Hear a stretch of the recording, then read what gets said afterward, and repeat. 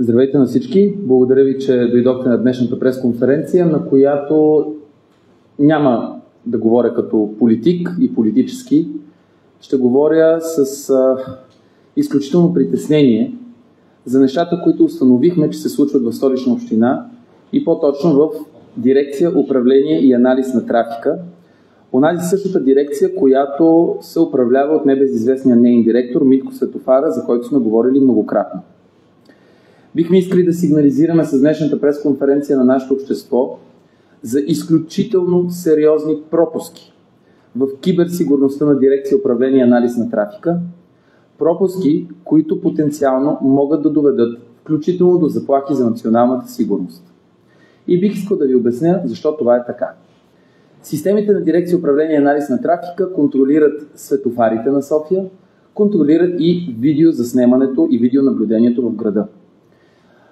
Бихме предположили, че целта на видеонаблюдението е да гарантира сигурността и наистина това би била тази цел, освен ако доклад и вътрешен одит на Столична община, поискан по инициатива на заместник кмета по транспорт Илиян Павлов, не установи, че тази система е абсолютно напълно пробита. Напълно пробита. Ще ви цитирам част от изводите в този доклад и изключително притеснителните данни, които бяха установени, но нещото, което първо искам да ви демонстрирам с един експеримент, който направихме, за да си представите всъщност защо е толкова важно системата за видеонаблюдение и светофарни уредби да бъде максимално защитена, така че никой да не може да я хакне и да се възползва от данните в нея. Едно много кратко видео, което всъщност демонстрира огромната разделителна способност, резолюцията на камерите и възможността всеки един софиянец да бъде идентифициран и следен от тези камери. Заповядайте да видите. Това е видео от площад Патриарх Евтимий. Наблюдавайте възможностите на камерата. Да, това съм аз, който махам на камерата, но това не е всичко. Можете ли да ме идентифицирате от толкова огромно разстояние? Мисля, че е повече от очевидно, че можете да ме идентифицирате. С тези камери могат да бъдат идентифицирани всички софиянци. А когато системата за сигурност не е добре направена, има IT и киберсигурност пропуски, в тази система могат да бъдат инсталирани софтуери за разпознаване, за проследяване. За да мога да ви го опиша с някакъв пример от ежедневието, това е буквално все едно Антон Хикимян да започне да пуска статуси от профила на Васил Терзиев и никой да не разбере кой, кога, защо и как пуска тези статуси в профила в Facebook на Васил Терзиев. Говорихме на предишни пресконференции, че само с натискането на едно бутонче може да бъде контролиран трафика в София и светофарите и да се създават изкуствено задръстване. Този одит доказва, че ние сме били напълно прави, когато сме направили тези твърдения. Всъщност, ние вече нямаме абсолютно никакво съмнение, че истерията, която се получи в началото на този мандат и до този момент, за това как изведнъж трафика в София е станал много сериозен, нелогичните задръствания, които се случваха на някои места и кръстовища в София, са свързани именно с уязвимостите на тези системи. Ще ви обърна внимание, защо всъщност още веднъж тази система на дирекция управление и анализ на трафика е ключова. Първо, както казах, тя контролира стотици светофари в София. Второ, наблюдава камерите с тази чудесна резолюция, която видяхте. Между другото, заснета и по време на снеговалеж, макар и лек, което допълнително всъщност даже влошава леко качеството. Още по-добра може да е резолюцията на камерите. По отношение на националната сигурност, тази система знае, следи и дава приоритетност на всички автомобили на НСО. Автомобилите, които возят държавните мъже и жени, президент, премиер, председател на Народното събрание. Автомобилите, които возят междуправителствени делегации, чужди ръководители. Мисля, че е излишно да казвам какъв потенциален риск за националната сигурност и за сигурността на важните гости на София и на България представлява система, в която дето се казва, не е нужно и бял хакер да е някой, за да я пробие и да започне да се възползва от нейните слабости.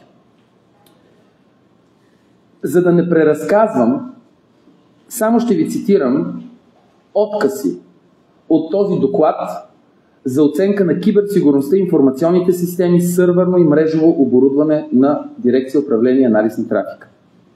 В резюме, целта на този доклад, отново повтарям по инициатива на заместник-кмета по транспорт Илиян Павлов, е да се идентифицират пропуски в сигурността и неправилни конфигурации в мрежата. Тук доста подробно са описани за всеки един от компонентите всичките пропуски. Ще ви прочета само част от резюмето. Дирекция управление, това са дословни цитати, държа да отбележа. Дирекция управление анализ на трафика е изправена пред значителен риск от уязвимости и външни заплахи. В момента е невъзможно да се наблюдават, откриват или да се реагира на злонамерени дейности. Липсата на подходящи практики за управление на потребителите допълнително усложнява проблема. Не съществува структуриран подход за създаване, управление или одит на потребители в цялата мрежа или системи. Обяснявам. Използвайки така наречените каскадни VPN мрежи, може един потребител да е на компютъра в центъра за управление на трафика, да е влязъл да си е регистриран в този компютър, но чрез VPN неограничен брой други хора, независимо от мястото, от вкъщи дори, могат също да влизат в тази система, да я контролират, да я манипулират и няма система, която да проследи кой, къде, кога и какво е правил в тази система. Никаква. Продължавам с цитатите. Проблеми с синхронизирането на времето бяха наблюдавани в множество системи, което доведе до значителни отклонения. Този недостатък компрометира способността да се анализират събития, да се съпоставят регистрационни файлове и да се осигури оперативна последователност. На практика, тази камера може да твърди, че сме заснели този видеоклип в 16 часа и 50 минути, но всъщност да сме го заснели в 17 часа и 50 минути или съвсем друг ден. Защо? Отново, защото няма синхронизиране на времето при работата на системите. Продължавам. Инфраструктурата е изградена върху остарели мрежови устройства, като критични корекции са пренебрегвани повече от 2 години. Освен това не са внедрени съвременни технологии за сигурност. Както мрежовите устройства, така и машините с Windows нямат основни конфигурации за сигурност. Това прави невъзможни действия за проследяване и одит с текущите настройки за сигурност и конфигурации. Тоест, освен всичко друго, в Дирекция управление анализ на трафика и за тази система дори не са правили така наречените обновявания, апдейти на своите системи и то повече от 2 години. Допълнително влошаване на ситуацията. Организацията не поддържа никакви диаграми на мрежова архитектура от ниско или от високо ниво. Тази липса на видимост в физическия и логическия дизайн на средата възпрепятства отстраняването на проблеми, планирането на капацитета и ефективните оценки на сигурността. Продължаваме.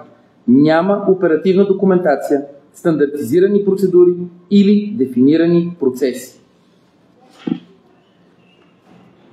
И последен цитат. Като се имат предвид тези слабости, дирекцията е силно изложена на вътрешни рискове, при които лица с злонамерени намерения и законен достъп могат да извлекат чувствителна информация без разкриване. Липсата на каквато и да е стабилна сигурност или оперативни контроли също оставя организацията уязвима на външни атаки, като фишинг, злонамерен софтуер и ransomware. Сега, не знам дали въобще си даваме сметка какво всъщност означава тези разкрития.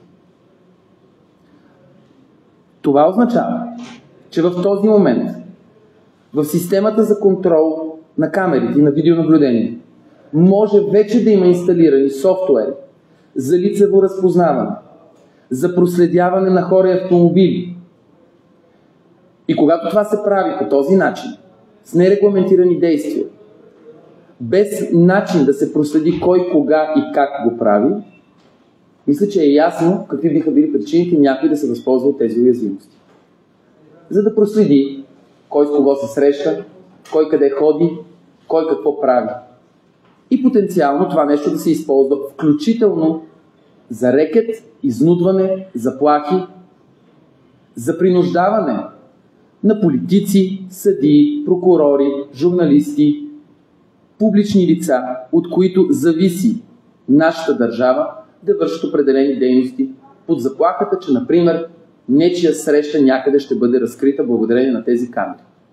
Това също така означава, че на всяко едно кръстовище, регулирано от така наречените умни светофари, а те са стотици в София, във всеки един момент някой може сериозно да обърка трафика. Може да превключи сигнала на светофара. Може да предизвика катастрофа. Също така означава, че оптичната мрежа е така направена, че в момента, ако някой отиде на някой контролен пункт на управление на светофар, може само с един кабел да се върже с компютъра си и да започне да контролира този светофар. И няма как тази пробита система да идентифицира тази намеса. Това не е просто досадна кибертема. Това е въпрос на национална сигурност. Това е въпрос на изключителна уязвимост на Столична община, а с това и на цялата ни държава. Аз не желая да знам, че живея в държава и не искам да живея в държава, в която всичко това е допустимо и може да се случва. И ако мога да направя съпоставка, това е по-опасно от NAPLeaks. Това е по-опасно от ЕГН-та да изтекат. Защото това е активна система, позволяваща наблюдение, контрол, проследяване, запис. Активна система. И отново начело на цялата тази структура седи Митко Светофара. Този вечен директор на дирекция управление и анализ на трафика, който дори Васил Терзиев отказва да смени, отказва да уволни. След всичките доклади от страна на заместник-кмета по транспорт господин Илиян Павлов, 3 на брой, с аргументи защо този човек трябва да бъде освободен по чисто професионалните причини, че не се справя като директор на дирекцията. След това обаче искам да знам какви биха били аргументи този човек да остане на този пост, какво още трябва да разкрием, какво още трябва да се случи, за да може най-сетне да бъдат взети мерки. Освен ако въпросният господин Димитър Петров Митко Светофара не е участник в цялата схема. Освен ако той не дава информация, освен ако той не съдейства за събирането на компромати потенциално и за объркването на трафика в София. Активно. Давам думата на господин Зографски за още няколко думи. Ще кажа само за финал, че цялата информация по този доклад е структурирана в сигнал, който ще бъде изпратен до ДАНС, както и до кмета Терзиев за предприемане с искане за извършване на пространен, пълен технически одит на информационните системи на Столична община, започвайки отново именно от тези, за да може всички уязвимости да бъдат веднъж завинаги затворени и прекратени и не да се притесняваме, че националната сигурност на страната е уязвима. Заповядайте, господин Зографски. Както виждате, колеги, напомням ви само, че тази институция, тази дирекция е разграден двор. Разграден двор, в който се въртят десетки милиони левове към частни фирми всяка година. За светофари, за улично осветление, за пътни маркировки.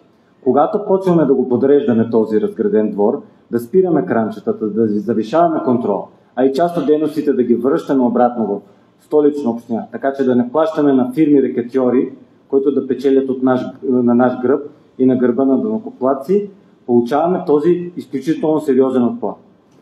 И за да не изглежда това като вендета към някакъв си Митко Светофара, искам да дигна темата на доста по-високо и доста по-притеснително политическо ниво. Защо Васил Терзиев продължава да защитава този човек? Вече това прилича на активен саботаж към единственият ресор на Спаси София, в който активно участва и Васил Терзиев. Половината от времето ми като общински съветник е да му обяснявам на господин Терзиев защо трябва да се прочисти администрацията. Защо тези ключови бутончета на ГЕРБ след 12 години властване в дирекцията, оставяйки такъв погром, трябва да бъдат премахнати. Сега, ако той държеше толкова много на нас, както на госпожа Панайотова, да речем, че избута до края на конкурса, Бих бил много благодарен, но това е абсолютен двоен стандарт. Не трябва повече да се лъжем, нито пък мислим да крием истината от софиянци. Имаме сериозен конфликт с Терзиев и с екипа около него. Нямаме единомислие, очевидно нямаме единодействие. Не знам защо трябва десетки доклади, сигнали и неща да му пускаме и той да продължи да бездейства. С какво е толкова ценен този човек за него? Това са отговори, на които се надяваме директно от него да получим въпроси, защото в лични разговори не получаваме никакви въпроси. Обещава се действие, което многократно се отлага. Като замяна получаваме сигнали и проверки от институциите и бездействие от кмета на София. Аз днес говорих по темата за пътна безопасност, бях в едно интервю сутринта. Срамувам се и не искам да бъда като червей хванат на въдица, да се гърча и да обвинявам поредната институция, че не си свършила работа. Когато става въпрос за човешки животи, а цялата пътна поддръжка е под шапката точно на тази дирекция, според мен целта оправдава всякакви средства. Най-малкото, което трябва да се направи, е този саботьор да бъде премахнат, за да може работата да се отпуши, за да може да подобрим пътната безопасност в София, да може основните процеси да спрат да бъдат саботирани. Саботира се всяка една поръчка. Това е подробно описано в сигнали и доклади към кмета Терзиев. Добре би трябвало да е запознат с ситуацията. Ако си мисли, че ще изнудва Спаси София да остава в управлението, да си затваря очите за всички други безобразия и да си мълчи, сгрешил е хората, с които си има работа.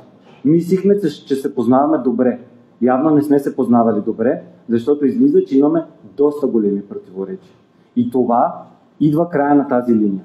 Скоро идва края на тази линия. Искам да е ясно. Ние нямаме намерение да правим компромис с резултатите за този град. Ние нямаме намерение да продължаваме да лъжем софиянци в името на някаква коалиция, която очевидно е само едностранчиво работи. Искам да питам какво зависи, кога ще дойде края на вашето